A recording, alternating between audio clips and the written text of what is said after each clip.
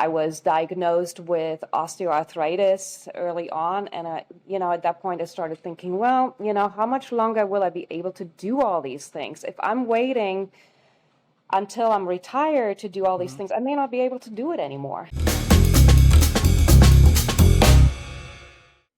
Hey, before we jump into this episode, I just wanted to say a few words about this episode. This is sort of a sideline from the CEO series we're doing. In my research, looking for business owner CEOs to interview, I found Astrid Jackson of Venture Outdoor Florida, which you'll see in a minute. And I have to say, this interview is very different than a lot that I've had recently in a very unique and good way.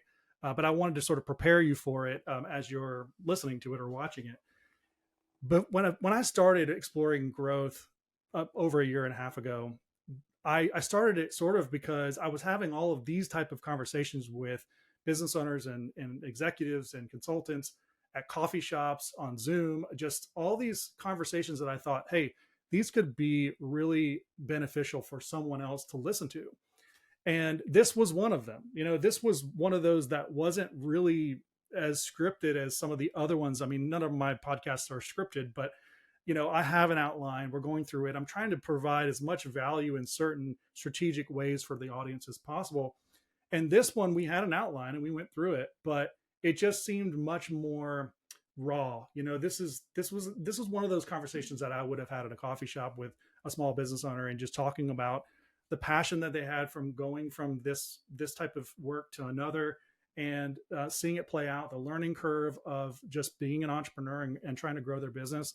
um, I mean, if you're an entrepreneur, small business owner, and you want to see what it looks like with, conversation about two entrepreneurs sitting together, which you probably had lots of those, this is it. So this is a little bit of a departure from the CEO series, but I just thought I will go ahead and post it because this is such a great conversation. So enjoy. Welcome back to Exploring Growth. Today we have the opportunity to go outside and explore a unique kind of business. I'd like to welcome on Astrid Jackson of Venture Outdoors Florida. Welcome to Exploring Growth. Thank you. Yeah, I mean, I love getting outside with my family. I take an annual camping trip with my son, and I ride dirt bikes with two of my three kids, the older kids. So when I came across your business, I thought, well, this would be a fun conversation to talk with someone who goes outdoors for a living. Yep. Yeah, that's actually kind of true. It's obviously I must love the outdoors, otherwise I wouldn't be doing it. Right. But yeah, so I think everybody should go outside and enjoy what nature has to offer. Yeah. And, with the onset of COVID a few years ago, that sort of forced a lot of people to get outside It's because true. they really didn't have anything else to do except for sit inside. Yeah, that is true, though. Unfortunately, I think, and maybe that's also truth for the people that have been going out before. What I find is important that we conduct ourselves properly. We are Mhm. going out in the outdoors, there's wildlife, and we also want to keep it clean for everybody else to enjoy. And I think I have noticed that with COVID, more people going outside, that there's actually a lot more Mm. garbage out there. And so I do think it's important that we educate, proper etiquette being outside. And that's part of what I'm hoping to do with my business. I like that. Yeah, it would make sense that a lot of people who aren't have not naturally gone outside, Hmm. started to go outside and didn't really know how to conduct themselves properly. That would make a lot of sense. I hadn't thought of that. As again, I just see the effects everywhere. And, the more people are going outside, the effects of people not picking up after themselves becomes Mhm. more aware. I also think, I mean, we do see it a lot, boaters that have the music very loud. And I understand, Mhm. it's fun for them. But at the same time, other people go outside because they want to enjoy the peace and quiet of it. And Mhm. so I think we have to find a middle ground so that we all can enjoy it the way that we want to do it. Agree 100%. So let's start by having you take us through kind of what does your company do and what kind of things do you offer? So at this point, I'm still at the beginning of the business and I'm focusing on kayak tours Hmm. and on hiking tours. So right now I have one hiking tour that I'm offering, but I'm looking at expanding that to other hiking tours. The kayak tours, I have several tours that I'm offering. There's the bioluminescence, which is becoming hot right now. So I just Yes. started, and the bioluminescence is amazing right now. And then, yeah, I do the manatee tours. So we go and get to know, have a closer encounter with the manatees. We do go to some really unique spots that a lot of people don't really even know about, even people that live here, like Lake Norris. Nobody has, I mean, so many people have not been there, and it's a very unique place where there's stunted cypresses.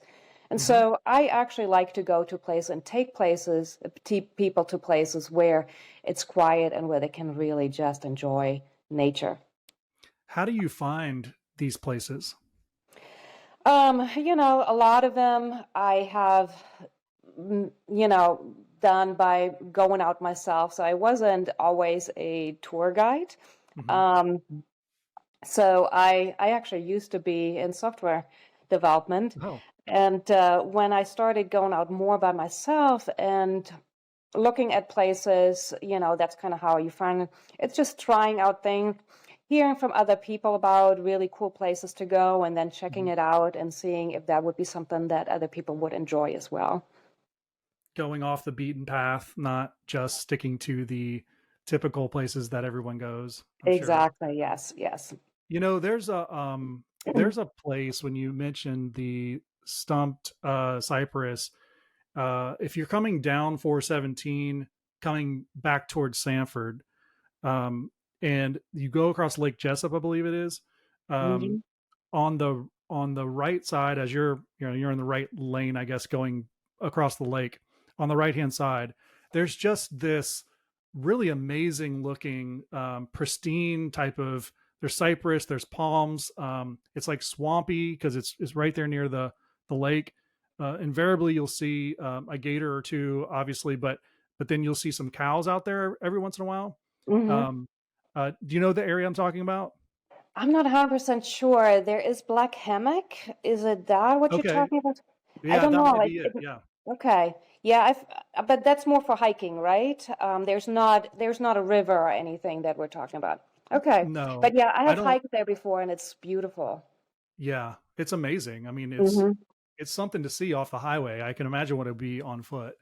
Yeah, yeah. Well, it's kind of the thing. Even hiking is something that a lot of people here in Florida don't think about that this could be an activity because we don't have the Mhm. mountains, That's but right. it's still gorgeous. Obviously, it's getting a little bit hot right now for hiking, so you have to do it early. But it's a way to experience Florida in a completely different way. Yeah. I would be interested to if you could like Awesome. just give us a handful of uh, sites that you think have some differences, because one of the things that I found out hiking is you end up seeing a lot of the same type of terrain because it's Florida. You have the Hmm. scrub palms and you have the pine trees, and it all starts to look the same. I'm curious if there's places that you would tell someone to go that is very different. So the hike that we're doing is in the Black Bear Wilderness area, and Hmm. it's a 7 mile loop. You don't have to do the whole loop, but that is something when I discovered it is like, whoa, this is a little bit different. There's not as much sand. It does change a little bit. We don't, as I said, we don't have the hills or the mountains, but this one has roots. So it's actually a little bit challenging to go Okay. there. It also changes. It's very diverse in the environment. So you can see gators. Obviously, there is a chance to see black bears. They're there, Yeah. but you have to be very early before anybody else has scared them off already. Um, Where is that located? I don't it's know if by I'm familiar with that. Sanford. Okay. Sanford. I'm looking it up right now. It's got a lot of amazing pictures. Yes, yeah. Yeah, it is very different than and I like the cypress. Mm-hmm. Um, Yeah, That's amazing. there's a cypress swamp there. There is just, hydric hammock and Mhm. a lot of different. And then there is this part where you have a little bit of the sand uh, underneath your feet. Is there anywhere to camp out there? They do have one camping spot there, primitive camping, where you Okay. can just stay overnight. So yeah, I haven't done it yet, but it's something that I have been wanting to do. Just spending the night out there and listening to Yeah. the night. Yes. That's amazing. Yeah, I'm looking at the pictures now. It's amazing looking. I'll have to Hmm. go definitely go check that out. Um, that's a great example. Yeah. Do you have any others? I mean, I'm actually asking for myself now. Yeah, yeah. Well, I just discovered the what's it called? The Green Spring Park, which is actually Okay. not very far from you. It's in DeBary, I believe, or also Mhm. Sanford. It's right by the Lake Nor what is it? St. You know, John's? this it's by the St. John's, yes, Hmm. exactly. And so it actually has a green spring. It's green water, but it's crystal Yeah. clear. It's a small park, but it's very beautiful. I'm actually looking currently right now in making that into a hiking trip. Yeah, I think I know what you're talking about. I've seen that before. I haven't been out there though. It looks beautiful. Hmm. And then I'm seeing a picture here. It says "Go Florida by Trail," and they have a couple different loops colored on the map across the state of Florida. That's Yes. that's pretty cool. Do you participate in those, or do you just kind of create your own? I kind of create my own. Sometimes, obviously you get your ideas from everywhere. People telling me looking on the internet what sounds good, but I always test it out before I actually make it into a commercial tour because some Yeah. of the tours I started, they sounded really good, and I started and was like, yeah, this is nothing special. This is a nice walk, but it's not Hmm. something that everybody needs to see. Yeah, and then talking about kayaking, I've been up to Juniper Springs was really nice. Hmm. Out to Lake George, that's where I saw a lot of the cypress. Kind of had an amazing experience out there with a friend a few years ago, kayaking out into the lake, and we're just sort of slowly navigating through the cypress, and so you're kind of lean back looking up at the treetops, and you see um, I guess hawks that have nested up there, and so they're doing their thing, and then it starts to lightly rain. I mean, it was like a really cool experience, like sort of a cathartic experience. Yeah. And that's like old Florida to me. Like that's real Florida. Exactly. Yes. Yeah, the we actually have a commercial license to go down Blackwater Creek, starting in Seminole Forest. The only outfitter that has this commercial license, and that is really old Florida, and it's really wild. So there's nothing developed there. So when you go through there, the animals, they're not used. There's not a lot of traffic there. Usually we're the only ones out there. Hmm. So that's one of my favorite ones. But even Lake Norris feels like old Florida that's again the stunted cypresses. Yeah. And it's just, sometimes you come to places and you're like, whoa, Florida has something like that. I did not even know, Yeah. it's just so out of it. It reminds me of a camping trip I took one year with my son and a friend and his boy. We went down to the Everglades, Mhm. which it was just amazing in terms of ecosystem and wildlife and all of it. I mean, we had the full show from the American crocodile to an owl, eating a snake, and like you get the whole experience. But you also step out of your car to a literal swarm of mosquitoes, and I Yes. mean, there is no way around it.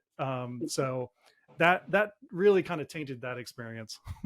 Yes, yes, it does. So you got to be prepared for all the other things. So have like a head net, mosquito net, or something Mhm. like that, so that yeah, you have to be prepared. Otherwise, that Yes. can turn into a not so nice experience.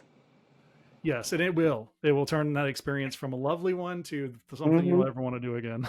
Yeah, yeah.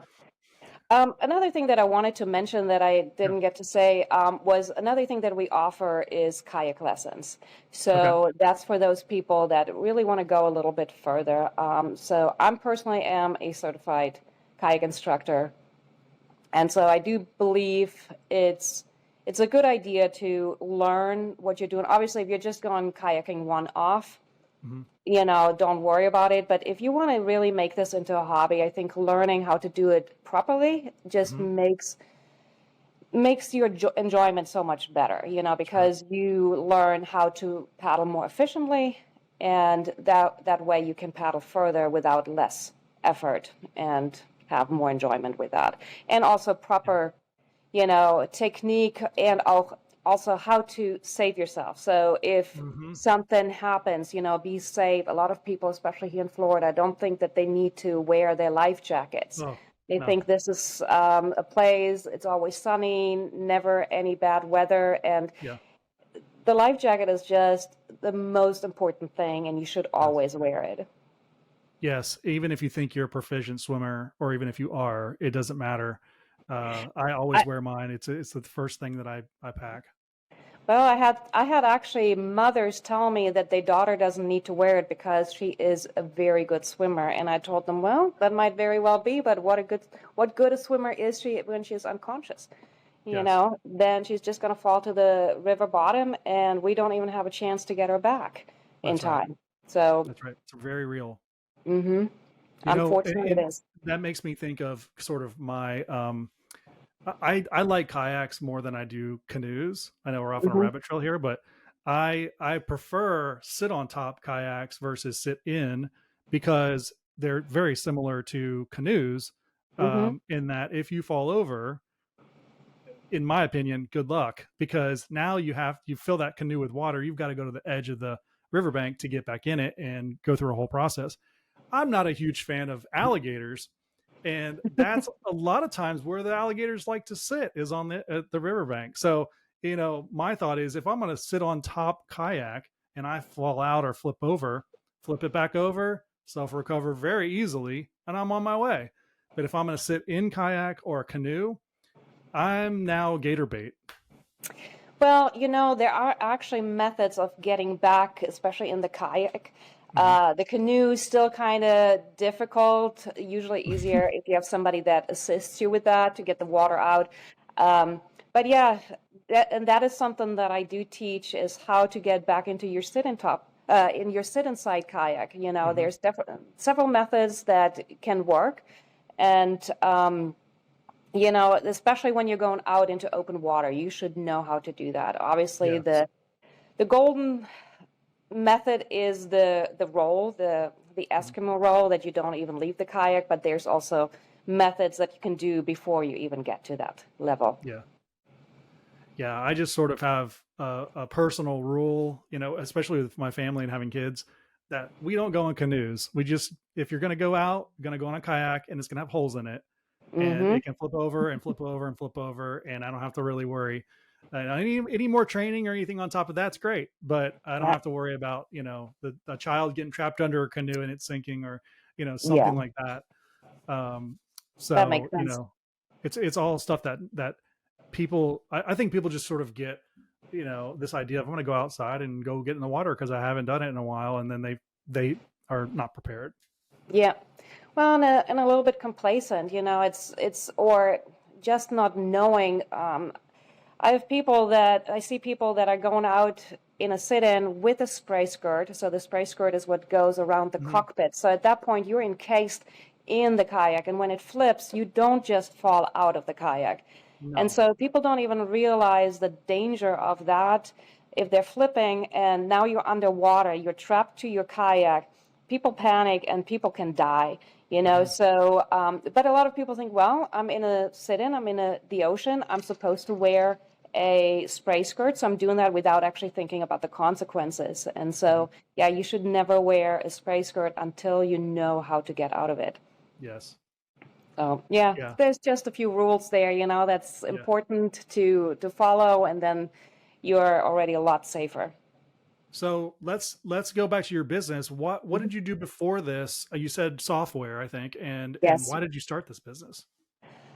So going a little bit into my background, I have a master's in artificial intelligence, and I was working for EA for a while. So I was making video games, programming video games. Then I went back to school for a PhD in computer science in robotics and machine learning.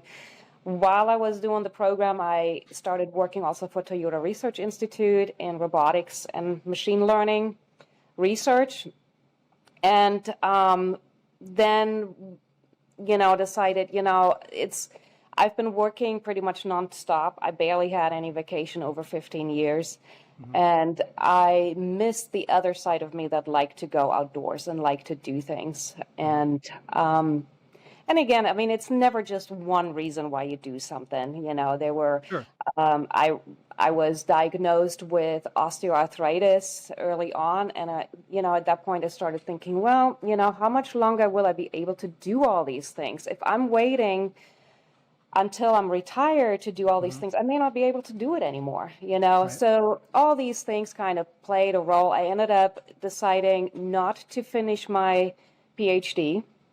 I had maybe 2 years left, and instead started kayak guiding.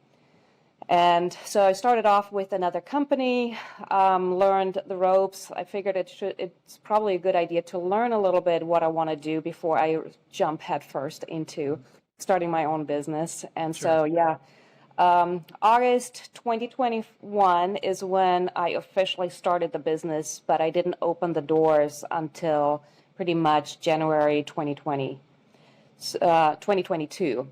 Okay. So basically, this year marks the 3rd year of my business. And That's great. Congrats. thank you. Well, that had to have been a big shift, going from very deep learning about a very advanced, innovative thing that's happening in our world to something that is been around since the beginning of time, and really immersing yourself in the outdoors. What happened that you said, I'm going to make this major shift? I think there was already signs, where I would go out on a kayak tour. I mean, honestly, I hadn't even kayaked a lot before I started being a kayak tour guide, really. So I started kayaking in the summer of 2019. So I've been paddling for 3 months when I decided I wanted to be a guide. And but I have been going out on tours, guided tours. I have been doing a little bit kayaking here and there. And I always was thinking, whenever I went on vacation and I saw the tour guides, it's like, man, you have the dream job. So there was a little bit of that there that I felt I want to do that all the time and not just be inside. Yeah. And unfortunately, I do think what had a little bit to do with it as well is, unfortunately, being a woman in tech you're still not equal to a man. I had the feeling you still have to work double as hard to be half as appreciated. And, doing this for 15 years, it kind of wears on you. Sure. Especially, and probably I didn't do myself any favors by going into really heavily male-dominated fields. So in the game industry, not a lot of women programmers there at all. I was working on Madden NFL, and we had 40 programmers, and I think I was the only woman in under 40 programmers. So just to give you an idea. That's a big gap. Yes. So I think that I just was kind of tired of that and wanted to do was looking for something different. And I'm just a very happy person when I'm on the water. Being outdoors, I don't know, there's something to it, and it gives me balance. It gives my life balance. And so when I discovered that, I really wanted to make that. I wanted to give it a try. So that is kind of what happened, that I was like, okay, I owe it to myself to give that a try before I just kind of discarded completely. And so that's when I started as a tour guide for somebody else and fell in love with it. I just was happy as can be. And I realized, you don't need, I mean, it was particularly financially a big change. I Sure. went from a six-figure income to pretty much poverty level income. Yeah. And so that was huge, but I don't want to turn the clock back. I'm really happy where I am. Yeah. I really enjoy the business, and actually I enjoy doing it all by myself and doing it the way that I feel is right. Yeah. That's great. That's such a great story. So you saw that these guides had the dream job, the dream life. Do you still feel like that now that you're in that role? I do, yes. That's I amazing. mean, there's moments when you have to get up early in the morning. Yeah. Sometimes you want to be there for the sunrise, and it's like, oh my God, why am I doing this? And then you come out and you see the sunrise, and it's like, oh, Wow. now I know why I'm doing this. Yeah. So it's just very rewarding. I love the reactions in people when they are suddenly stunned, when they have this amazing experience that they did not expect, and Hmm. I love the educational part, teaching people more about the wildlife and how we can preserve it. Yeah, I'm not looking back. That's amazing. So, um, let's talk about, like, as you're growing your business, are what's been the learning curve for you going from being in software to now owning a service type of business where you're having to do some marketing, probably even a little bit of sales, let people know about your brand and bringing people into this experience and getting them to hopefully come back at some point or tell others. How has that learning curve been for you? I would say it's a steep learning curve. One of the things that I definitely noticed is that marketing is not really my forte.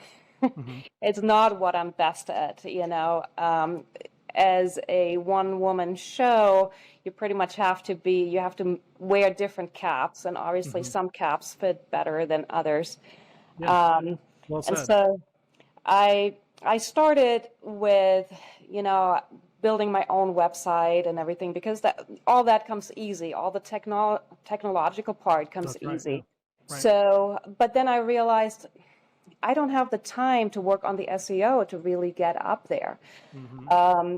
So I had to make a decision to give that to somebody else, maybe don't have this very unique website, that my Hmm. business was not about that. My business was about the kayak tours and kayak lessons and hiking tours. So that was a little bit steep. I'm still struggling with social media.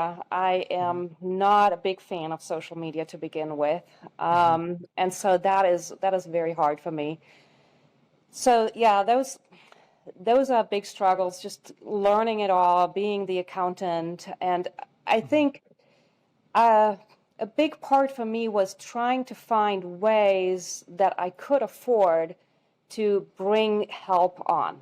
What can I afford? If you're looking for somebody to do to do the SEO, if you go Hmm. on with the real pack, then we're talking about thousands of dollars per month. Hmm. I don't have that yet. That's right. So finding ways, okay, where can I bring somebody on to help me with things? And I'm still looking for things, but yeah, Hmm. the going to a template-based version of the website was a big thing. Hmm. Having other people worry about my SEO. Yeah. So Yeah. That that's great.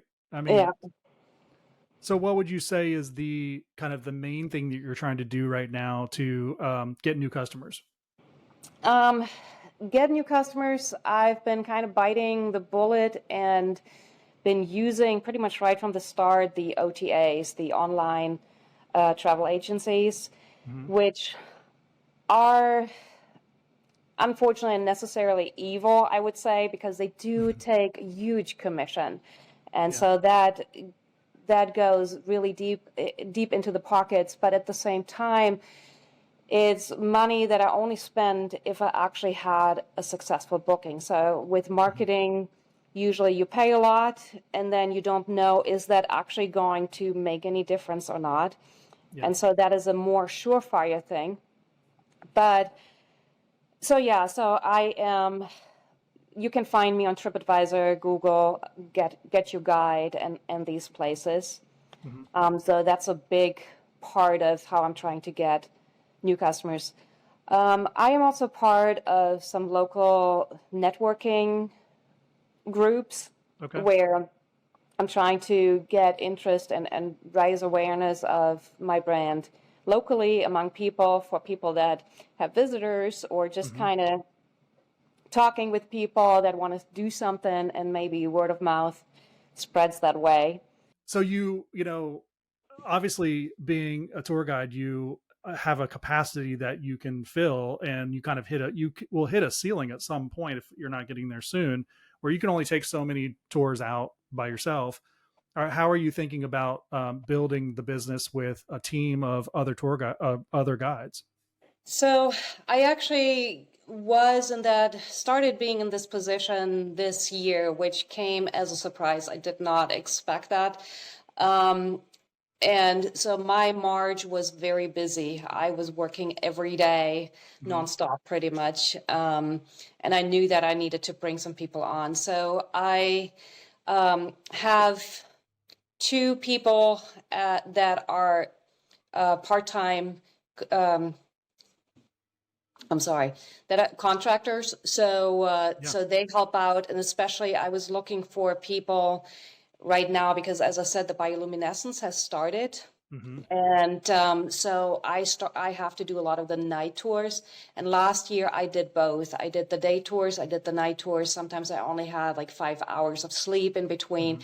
It was pretty rough. I was pretty That exhausted would be after that. tough. Yeah, that'd be tough. So I knew I didn't want to do that another year. So I was looking for people that can do the day tours. It seems to be easier to find people that want to do the day tours than the Hmm. night tours. So I'm doing whatever other people don't want to do. There you go. Yeah, which And is so, it's needed at the beginning. You kind of have to pick up exactly, the slack where it's needed and give other people the more juicy hours, I guess. exactly, yeah. So yeah, so this year I started having two people that are helping me out, and Yeah, we that's will see great. how all that works. That's great. Well, so you mentioned that you're using these travel agencies like TripAdvisor to get leads. Are you getting more of your customers from out of town coming to Florida, or people who live here in Florida? I would say more tourists. Most of my customers are tourists, Okay. people that have been going to Disneyland, and they want to Mhm. do at least one other thing outside of the park. Yeah. I do get a lot of people that are coming for a conference. Hmm. But yeah, it's all mostly outsiders, out of towners. Yeah. I My family and I, when we travel, I'll book experiences through Airbnb. And I don't know if you've experimented with that or not, but I think TripAdvisor has them as well, where you can book a place to stay, obviously, at someone's house Mhm. or place, but you can also book experiences. Do you utilize that? Using the Airbnb experiences to, Hmm. I started doing it. It doesn't integrate with my booking software. And Oh, so there's gotcha. a lot of manual, I have to be careful if somebody books there that I don't Hmm. go over my max limit. Hmm. So that's why I kind of took it off.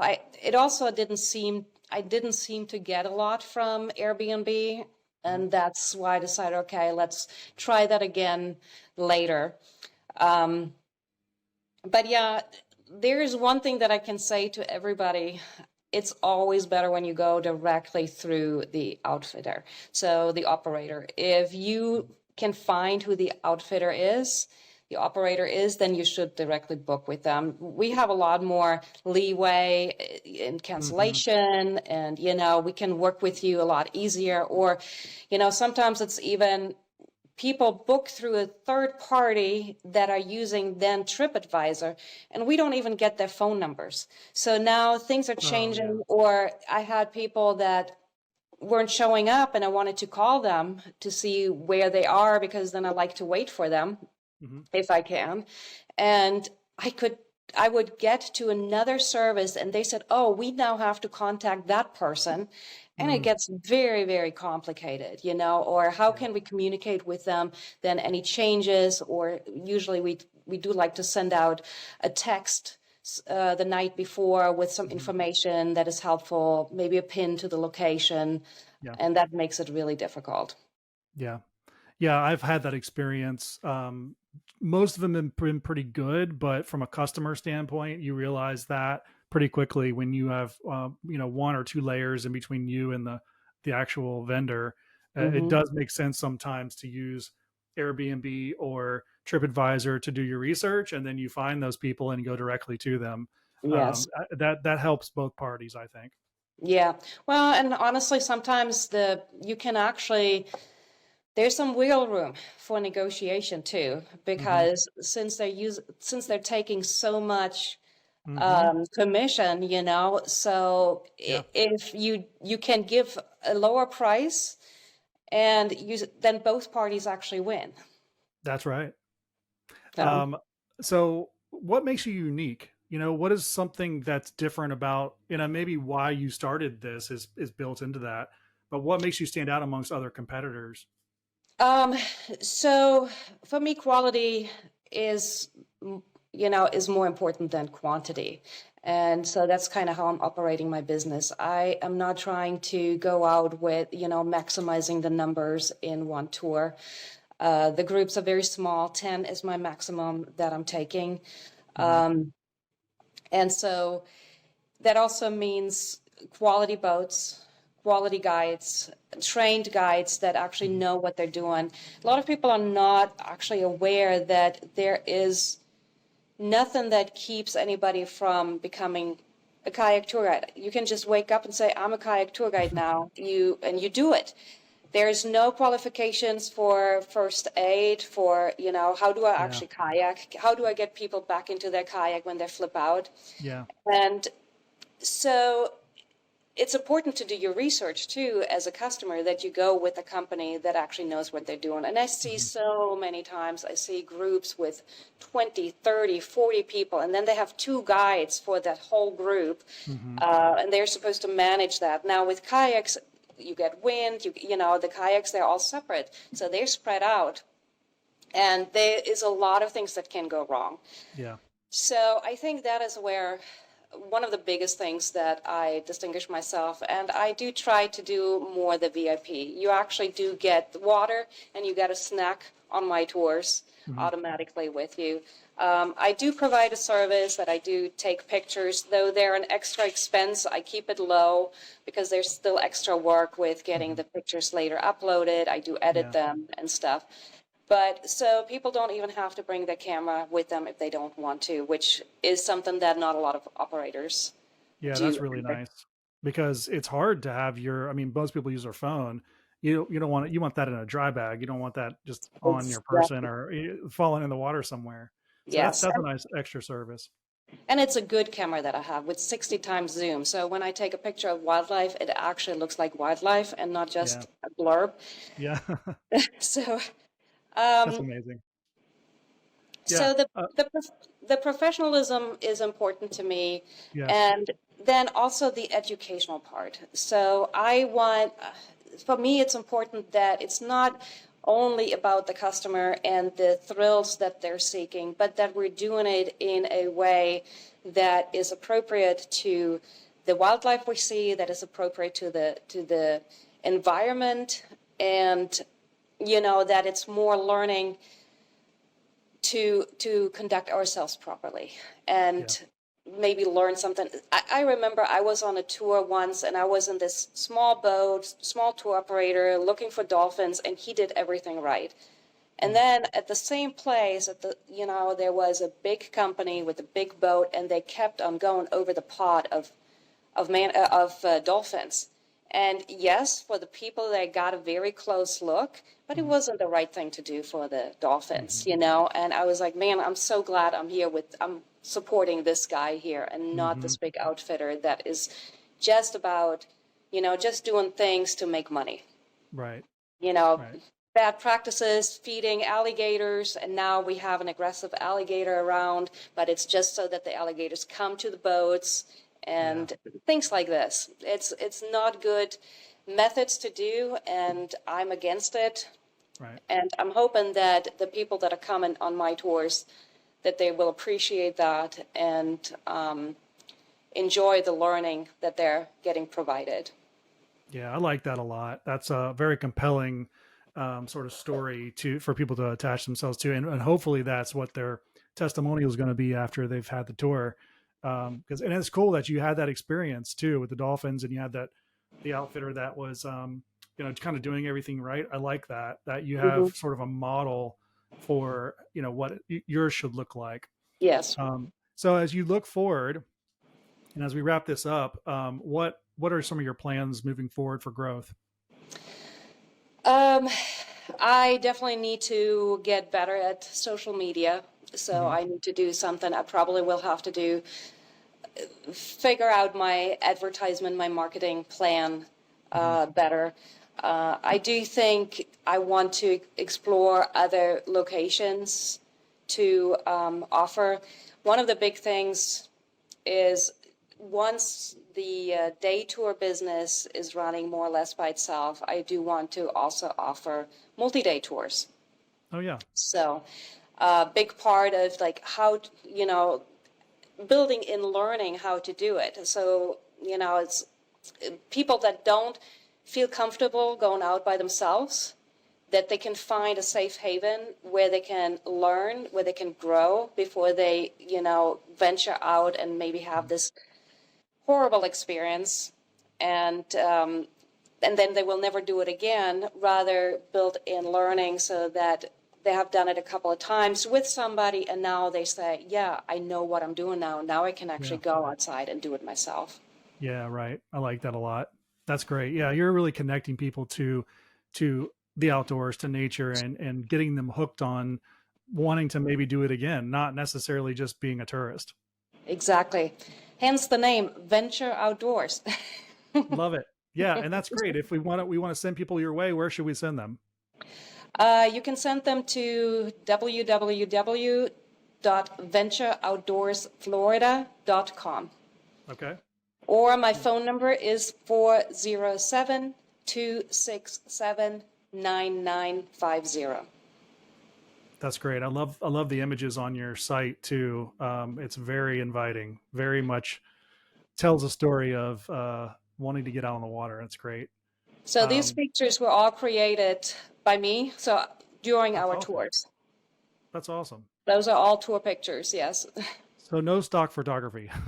There's maybe one or two in there.